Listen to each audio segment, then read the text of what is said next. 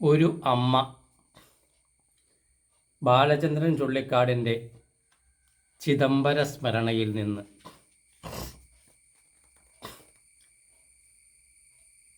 മഹാത്മാഗാന്ധിയുടെ ആത്മകഥയുണ്ടോ? അറ്റ്ലാന്റിക് സമുദ്രതീരത്തെ ഗോട്ടൻബർഗ് എന്ന തുറമുഖ പട്ടണത്തിലെ അന്താരാഷ്ട്ര പുസ്തകോത്സവം കണ്ടു നടക്കുമ്പോൾ ഈ ചോദ്യം കേട്ട് ഞാൻ തിരിഞ്ഞു നിന്നു.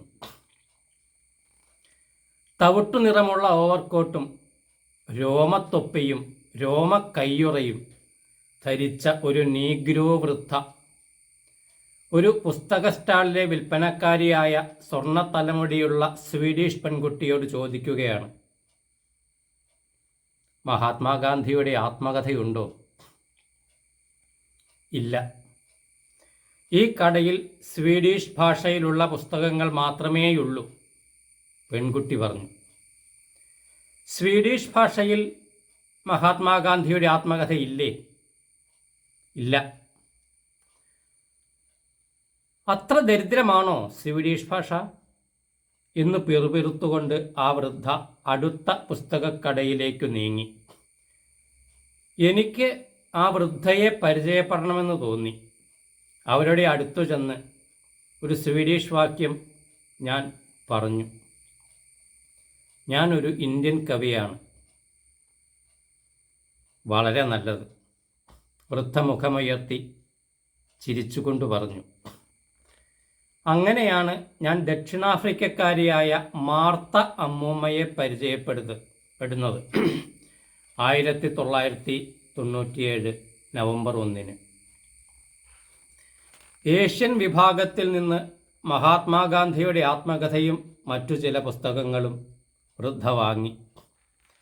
യൂറോപ്പിൻ്റെ നാനാഭാഗത്തു നിന്നും പുസ്തകോത്സവം കാണാൻ എഴുത്തുകാരും പുസ്തകപ്രേമികളും എത്തിയിട്ടുണ്ട്. നല്ല തിരക്ക്. എല്ലാം കണ്ടു തീർക്കാൻ 2 ദിവസമെങ്കിലും എടുക്കും. കുറേ ചുറ്റി നടന്നു കണ്ട ശേഷം ഞാനും മാർത്ത അമ്മൂമ്മയും പുറത്തു കടന്നു. സ്വീഡനിലെ ഹേമന്തം. രാവിലെ 11 മണി. കൊടും തണുപ്പ്, 8 ഡിഗ്രി. സൂര്യപ്രകാശം തീരെ കുറവ്.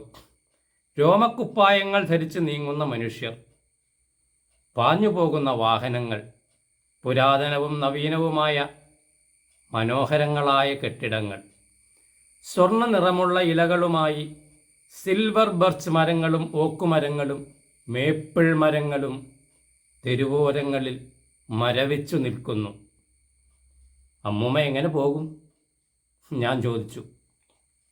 ബസ്സുണ്ട്, കുങ് അൽവിലേക്ക്, വൃദ്ധ പറഞ്ഞു. ഇന്ന് ഇന്ത്യയിൽ എൻ്റെ സംസ്ഥാനമായ കേരളം പിറന്ന ദിവസമാണ്. എന്നോടൊപ്പം ഒരു പാത്രം വീഞ്ഞ് കേരളത്തിനു വേണ്ടി കുടിക്കാൻ ഞാൻ അമ്മൂമ്മയെ ക്ഷണിക്കുന്നു. ദാ കാണുന്നതാണ് ഞാൻ താമസിക്കുന്ന ഹോട്ടൽ, ഞാൻ പറഞ്ഞു. ഗോട്ടൻബർഗ് പുസ്തകോത്സവം നടക്കുന്ന പടുകൂറ്റൻ കെട്ടിടത്തിന് അടുത്തുള്ള സ്കാൻഡിക് ഒപാലൻ എന്ന പഞ്ചനക്ഷത്ര ഹോട്ടലിലാണ് ഞാൻ താമസിച്ചിരുന്നത്. ദൈവമേ, ഇത് വലിയ പണക്കാർ മാത്രം താമസിക്കുന്ന ഹോട്ടലല്ലേ? ഒരു ഇന്ത്യൻ കവി ഇത്ര സമ്പന്നനോ? വൃദ്ധ അത്ഭുതപ്പെട്ടു. ഞാൻ സ്വീഡിഷ് സർക്കാരിൻ്റെ അതിഥിയാണ്. എൻ്റെ താമസച്ചെലവെല്ലാം സ്വീഡിഷ് സർക്കാരാണ് വഹിക്കുന്നത്, ഞാൻ വിശദീകരിച്ചു. സ്കാൻഡിക് ഹോട്ടലിൻ്റെ ഗംഭീരമായ പാനശാലയിലിരുന്ന് കാം പോവ്യേഹോ എന്ന ചുവന്ന സ്പാനിഷ് വീഞ്ഞു കുടിച്ചുകൊണ്ട് മാർത്ത അമ്മൂമ്മ എന്നോട് അവരുടെ ജീവിതത്തെക്കുറിച്ച് ചില കാര്യങ്ങൾ പറഞ്ഞു. മാർത്ത അമ്മൂമ്മ ദക്ഷിണാഫ്രിക്കയിലെ ഒരു പ്രൈമറി സ്കൂൾ ടീച്ചറായിരുന്നു. അവരുടെ ഭർത്താവ് അലൻ ഒരു യന്ത്രപ്പണിക്കാരനും. 4 ആൺമക്കളും 2 പെൺമക്കളും. ദക്ഷിണാഫ്രിക്കയിലെ വിമോചന പോരാട്ടവുമായി ബന്ധപ്പെട്ട 4 ആൺമക്കളെയും വെള്ളക്കാർ പലപ്പോഴായി കൊന്നു. മൂത്ത മകളും ഭർത്താവും മെക്സിക്കോവിൽ ചായക്കട നടത്തുന്നു. രണ്ടാമത്തെ മകൾ ഇവിടെ ഗോട്ടൻബർഗിൽ ഒരു അലക്കു കമ്പനിയിൽ ജോലി ചെയ്യുന്നു. അവളുടെ ഭർത്താവ് നീൽ ഗോട്ടൻബർഗിൽ ടാക്സി ഡ്രൈവറാണ്. ഇളയ മകളോടും ഭർത്താവിനോടും ഒപ്പം ഗോട്ടൻബർഗ് പട്ടണത്തിൽ നിന്ന് കുറേ അകലെ കുങ് അൽ എന്ന സ്ഥലത്താണ് വൃദ്ധ താമസിക്കുന്നത്. ഇന്ത്യയെപ്പറ്റി കുറേ കാര്യങ്ങൾ വൃദ്ധ എന്നോട് ചോദിച്ചു. അറിയാവുന്നതൊക്കെ ഞാൻ പറഞ്ഞു. പുനർജന്മം എന്ന സങ്കല്പത്തെക്കുറിച്ചായിരുന്നു പ്രധാനമായും വൃദ്ധയ്ക്ക് അറിയേണ്ടിയിരുന്നത്. അതേക്കുറിച്ച് എനിക്കൊന്നും അറിഞ്ഞുകൂടാ എന്നു പറഞ്ഞപ്പോൾ വൃദ്ധ നിരാശയായി. ഇനിയിപ്പോൾ അമ്മൂമ്മ ബസ്സിൽ തനിച്ചു പോകേണ്ട, ഞാൻ ടാക്സിയിൽ കൊണ്ടുചെന്ന് വിടാം, ഞാൻ പറഞ്ഞു. വൃദ്ധ എന്നെ ആലിംഗനം ചെയ്ത് കവിളിൽ ചുംബിച്ചുകൊണ്ട് പറഞ്ഞു, നീ വളരെ ദയവുള്ള കുട്ടിയാണ്. കുങ് അൽ എന്ന സ്ഥലത്ത് ഒരു ചെറു നദിക്കരയിൽ സിൽവർ ബർച്ച് മരങ്ങൾക്കും മേപ്പിൾ മരങ്ങൾക്കും ഇടയിൽ മരം കൊണ്ട് നിർമ്മിച്ച ചുവന്ന ചായം തേച്ച ഒരു കൊച്ചു വീടിൻ്റെ മുമ്പിൽ ടാക്സി നിന്നു. ഞങ്ങൾ ഇറങ്ങി.